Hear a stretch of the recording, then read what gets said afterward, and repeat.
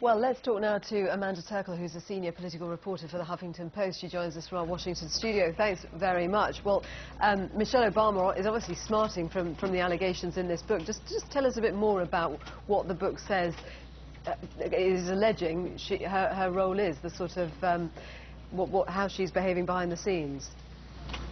Well, basically, the book paints Michelle Obama as a very top advisor. Obviously, she's very close to the president, and what she was pushing the president to do was often at odds with what some of his top advisors, specifically former Chief of Staff Rahm Emanuel, wanted him to do. For example, Michelle Obama really wanted the president to pursue health care reform aggressively. Rahm Emanuel was looking at the polls, looking at some of the political concerns the White House said, and didn't want him to go after it as much. There were other stories about how Michelle Obama's Chief of Staff wanted to be involved in Rahm Emanuel's morning staff meetings, and he didn't want her involved. So it was just a tension. Is she the First Lady, or is she something more? Is she a top advisor to the president? And that's where a lot of the tensions arose, often because they were working sort of different goals, I think, the two sides were looking at. Even if it is true, though, she wouldn't be the First Lady to have views on policy and try to have an influence, would she?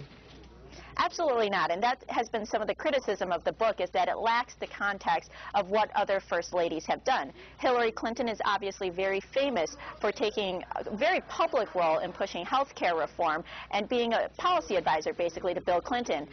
But you can look back even further. Woodrow Wilson's wife, there was obviously Eleanor Roosevelt, Betty Ford. A lot of former First Ladies have taken a very large role and advised their husbands because they know, obviously, what the mission of the presidency is. They know their husbands well, and they're looking out for their best interests. So Michelle Obama is certainly not the first one if she did play a behind-the-scenes role. And does she actually deny playing any sort of behind-the-scenes role? I mean, she's obviously annoyed about that. I mean, she uses the phrase she's sick of people trying to paint her as some angry black woman. She is obviously frustrated and annoyed about the image that she thinks some people have of her. But does she specifically deny having political views and trying to influence policy?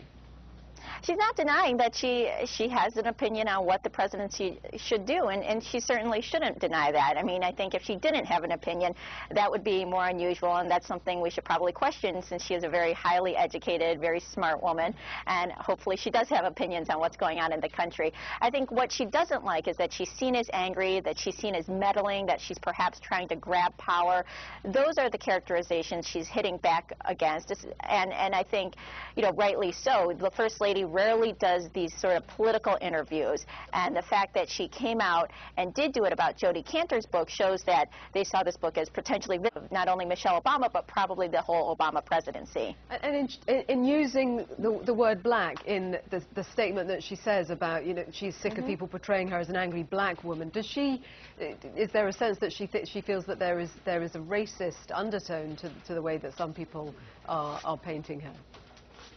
I think she probably does, and I don't think that's completely unfair. Perhaps not with this book, but overall in the presidency, there has been this sort of stereotype, not just of Michelle Obama, but I think of African American women, women of color, and we certainly have seen some of that from the Obama administration's opponents, and that is what she's trying to hit back upon. That she can be a strong woman. It doesn't mean she's angry. It doesn't mean she's trying to grab power, but there's certainly nothing wrong with a woman having opinions.